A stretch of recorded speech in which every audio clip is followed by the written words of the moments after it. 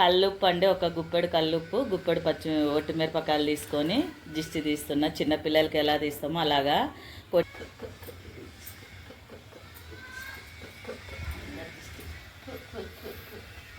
దిష్టి పోలే తారబాబుకి